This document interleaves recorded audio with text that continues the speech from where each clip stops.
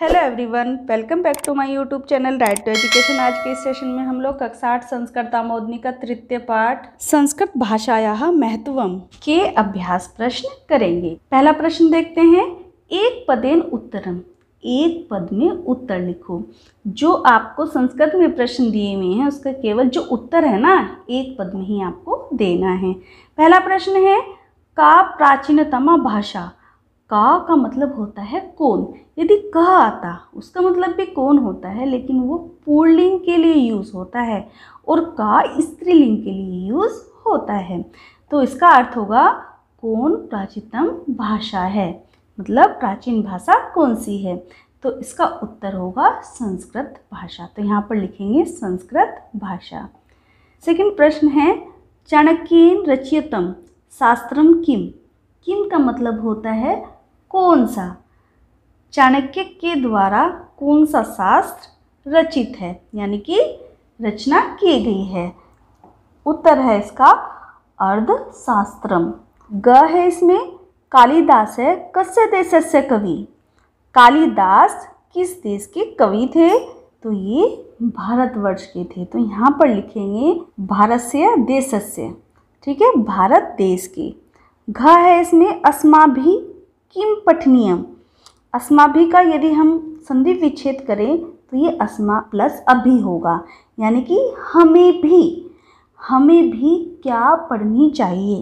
तो हमें संस्कृत भाषा पढ़नी चाहिए। तो यहाँ पर संस्कृतम आएगा, क्योंकि हमें उत्तर एक पद में देना है। सेकंड प्रश्न देखते हैं इसमें, एक वाक्येन उत्तरम। एक वाक्य में उत्तर लिखो। जो आपने पहला प्रश्न किया था वो एक पद में उत्तर देना था, ये पूरा एक वाक्य में उत्तर देना है। पहला प्रश्न है इसमें, संस्कृत भाषाया अन्यानि नामानि लिखत। संस्कृत भाषा के अन्य नाम लिखो। संस्कृत भाषा अन्य नामानि देववाणी, सुरवाणी, गिरवाण वाणी, सुरभारती प्रभृति नामानि सन्ति। दूसरा है, चत्वारे वेदा के सन्ति। चत्वारे का मतलब चारों वेद कौन कौन से हैं। इसका उत्तर है चत्वारे वेदा ऋग्वेदः, सामवेदः, यजुर्वेदः, अर्थवेदः सन्ति। चार वेद ऋग्वेद, सामवेद, यजुर्वेद, अर्थवेद हैं। तीसरा है इसमें, रामायण महाकाव्य से रचयिता क। रामायण महाकाव्य की रचयिता कौन है, तो इसका उत्तर होगा क की जगह क्या आएगा, महर्षि वाल्मीकि आएगा। तो यहाँ पर आएगा रामायण महाकाव्य से रचयिता महर्षि वाल्मीकि है। घ है, पंचना नाम कविना नाम नामानि लिखत। 5 कवियों के नाम लिखिए। देखिए जिस तरह से ये हमारे रचयिता थे महर्षि वाल्मीकि, वेद व्यास वगैरह, इसी तरह से और भी संस्कृत भाषा के हमें कवियों के नाम लिखने हैं और वो 5 बताने हैं। इसमें है, ऐसे लिखेंगे, पंचना नाम कविना नाम नामानि भाषय हर्षः भवभूति भावरवि दंडी च सन्ति। 5 कवि के नाम हैं भाषय, हर्ष, भवभूति, भारवी, दंडी व सन्ति। ड है इसमें लास्ट, भारत सर्वकारस्य राज्य चिह्ने किम लिखम अस्ति। भारत सरकार के द्वारा राज्य चिन्ह में क्या लिखते हैं। इसका उत्तर है भारत सरकारस्य राज्य चिन्हे किम की जगह सत्यमेव जयते आ जाएगा, लिखम अस्ति। थर्ड है इसमें, रेखांकित शब्दा नाम अर्धद्वितीय प्रश्न निर्माणम कुरुते। रेखांकित शब्दों से प्रश्नों का निर्माण करो, यानी कि जो उत्तर दिए हुए हैं और जो शब्द को अंडरलाइन किया हुआ है उसको देखते हुए हमें प्रश्न का निर्माण करना है। और प्रश्न निर्माण करते हुए हमें ध्यान रखना है कि जिस विभक्ति और कारक में उत्तर होगा ना, उसी विभक्ति और कारक में प्रश्न का भी निर्माण होगा। जैसे पहला हम लोग देखते हैं कि प्राचीन काले संस्कृत भाषा जन सामान्यस्य भाषा आसीत्। प्राचीन काल में संस्कृत भाषा जन सामान्य की भाषा थी, मतलब आम जन उसको बोलते थे। तो हम इसका प्रश्न का यदि निर्माण करते कैसे बोलेंगे कि प्राचीन काल में संस्कृत भाषा किसकी भाषा थी। तो जहाँ पर जन सामान्य है वहाँ पर कस्य आ जाएगा। देखिए ये षष्ठी विभक्ति है और कस्य भी हमारा षष्ठी विभक्ति है, क्योंकि प्रश्नों का निर्माण करते हुए हमें कारक और विभक्ति का ध्यान रखना है। तो इसका प्रश्न बन जाएगा यहाँ पर, प्राचीन काले संस्कृत भाषाया जन सामान्य की जगह कस्य भाषा आसीत आ जाएगा और प्रश्नवाचक का चिन्ह लग जाएगा। ख है इसमें, संस्कृत में संगणकस्य कृते सर्वोत्तम भाषा। संस्कृत ही कंप्यूटर के लिए सबसे अच्छी भाषा है। तो ये संगणक है, इसका मतलब कंप्यूटर है। तो हमें जो कंप्यूटर है ना उसी को ध्यान में रखते हुए हमें प्रश्न का निर्माण करना है। तो संस्कृत भाषा किसके लिए सर्वोत्तम भाषा है? तो हमें यहाँ पर कस्य है ना, ये शुरू में आ जाएगा, ठीक है।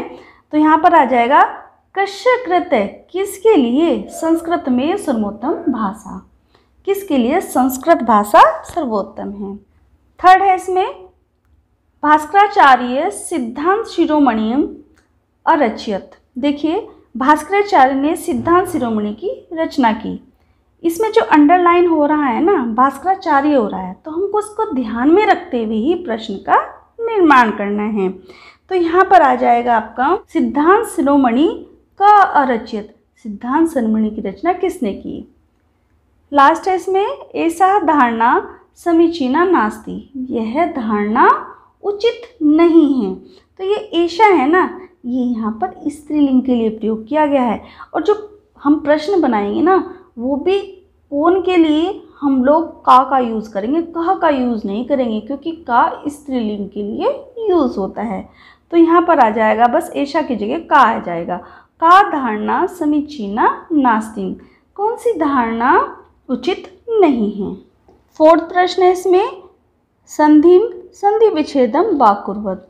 या तो आपको संधि करनी है, मतलब शब्दों को जोड़ना है, या फिर उनको अलग करना है। तो देखते हैं पहला, इदानीमपि, यानी कि इसका हमें संधि विच्छेद करना है, ये संधि दी हुई है।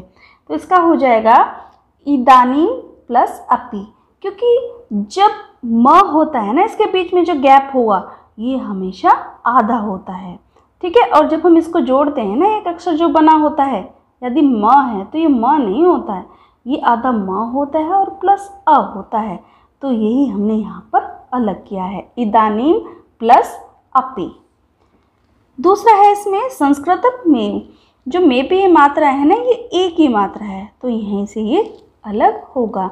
और जब ये अलग हो जाएगा तो यहाँ पर आधा अक्षर आ जाएगा, यानी कि संस्कृतम प्लस ऐप।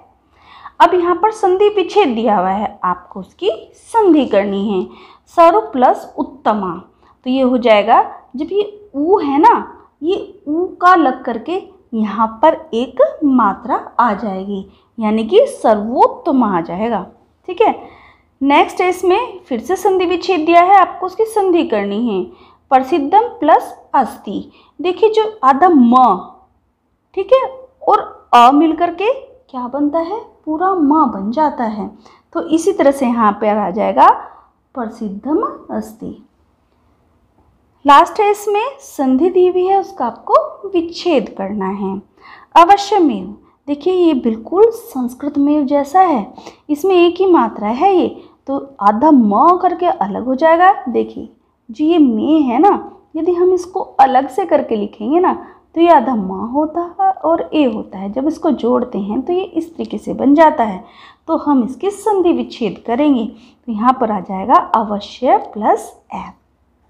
पांचवा प्रश्न है इसमें, विशेषण विशेष्य पदानि सम्यक रूपेण योज्यते।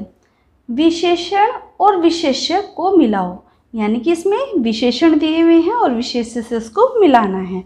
आखिर विशेषण और विशेष्य होता क्या है? पहले हम विशेषण देख लेते हैं। संज्ञा या सर्वनाम की विशेषता बताने वाले को विशेषण कहते हैं, और विशेष्य विशेषण जिस शब्द की विशेषता बताते हैं उसे विशेष्य कहते हैं। देखिए जो आपके शब्द आए हैं ना, वो सारे आपके चैप्टर में से ही हैं। तो देखते हैं पहला है सर्वासु, यानी कि सभी। देखिए हमारे इस चैप्टर की पहली ही लाइन है, आप यहाँ पर देखिए, इसी में से सब कुछ यहाँ पर दिया हुआ है। विश्वस्य सर्वासु भाषासु, सर्वासु भाषासु। तो इसी तरीके से आप सर्वासु की भाषासु से मिलान कर देंगे। चाहे तो आप मिलान कर दीजिए, चाहे आप यहाँ पर क लिख दीजिए, तो भी आपका उत्तर सही होगा। नेक्स्ट है प्राचीनतम। प्राचीनतम यानी कि पुराने क्या होते हैं?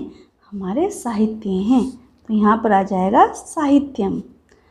मति, मति का मतलब होता है बुद्धिमान। बुद्धिमान कौन होते हैं? महापुरुष होते हैं। महापुरुषाणाम से इसका ऐड हो जाएगा। ठीक है, यहाँ पर ऐसे सही तरीके से कर लीजिए। धृति, धृति का मतलब धैर्य, और जो धैर्य रखता है वो उत्तम जन होता है, यानी कि सर्वोत्तम जन होता है।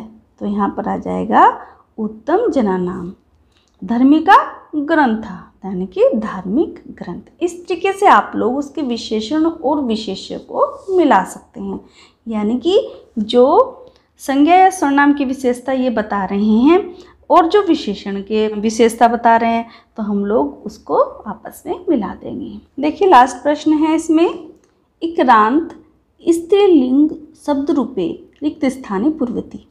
आपको यहाँ पर दो विभक्ति एक साथ दी हैं। देखिए प्रथमा प्रथमा, द्वितीय द्वितीय, तृतीय तृतीय, इस तरीके से दी हैं। और आपको एक तो दे दिया है बुक वाले ने, और एक आपको खुद भरना है बुक वाले का मैच करके। ठीक है, अब हम इसको भरना शुरू करते हैं। जैसे पहला है मति का है, मति का मतलब बुद्धि होती है, तो इसका एक वचन मति ही, मति मति है। अब देखो ये दोनों प्रथमा है ना, इसको देखकर ही हमें नीचे का भी भरना है। यहाँ पर आएगा धृति ही, तो इस पर इसी तरीके से आ जाएगा धृति, यानी कि बड़ी की मात्रा। आप यहाँ पर लिख लीजिए धृति, और यहाँ पर धृति है। जैसे ये है, आपको बिल्कुल उसको देखकर ही लिखना है। अब द्वितीय देखते हैं, नीति का दिया है इसमें, नीतिम, नीति, नीति। अब हमें किसका लिखना है? बुद्धि का लिखना है, तो बुद्धि का भी हम इसी तरह से मैं में लिखेंगे यहाँ पर। तो यहाँ पर हो जाएगा बुद्धिम। इसी तरीके से लिखिए आप, बिल्कुल सेम। और यहाँ पर नीति है, तो यहाँ पर हो जाएगा बुद्धि, और ये ऑलरेडी यहाँ पर लिखा हुआ है। देखिए तृतीय विभक्ति का है, प्रकृत्या, प्रकृतिभ्याम, प्रकृतिभि, या कीर्तिभ्याम इसके जैसा दे दिया है। और एक वचन का और बहुवचन का हमको ऊपर से देखकर लिखना है। कीर्तिभ्याम का लिखना है, तो यहाँ पर जैसे प्रकृत्या आया है ना, इसी तरह से यहाँ पर कृत्य आ जाएगा। ठीक है, देखिए इस पे यहाँ पर रा लगा हुआ है, तो एक कृत्य आ जाएगा। और बहुवचन का प्रकृति भी, तो यहाँ पे कीर्ति भी आ जाएगा। ऊपर वाले को ही देखकर हम लिखेंगे तो हमारा गलत नहीं होगा। नेक्स्ट है चतुर्थी। सुक्ति है, सुक्तिभ्याम, सुक्तिभ्य। तो देखिए हमें एक दिया है यहाँ पर, कीर्तिये, यानी कि दो तरीके से लिख सकते हैं। तो इसको ऐसे लिख लीजिए, या कीर्तिये एक मात्रा, ये दोनों सही होंगे। और जिस तरह से सुक्तिभ्याम लिखा है ना, यहाँ पर भी कीर्तिभ्याम आ जाएगा, और यहाँ पर कीर्ति भी आ जाएगा। कीर्तिभ्याम, सेम ऊपर वाले की नकल कर दीजिए, कीर्तिभ्य।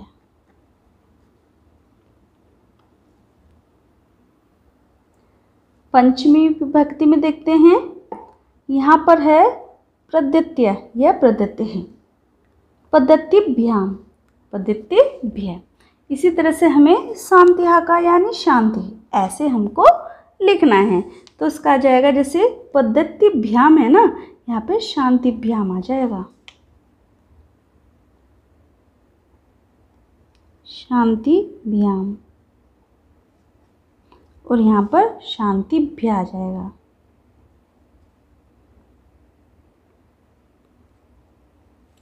षष्ठी विभक्ति दी है इसमें, प्रीत्या या प्रीति है, प्रीत्यो, प्रीति नाम।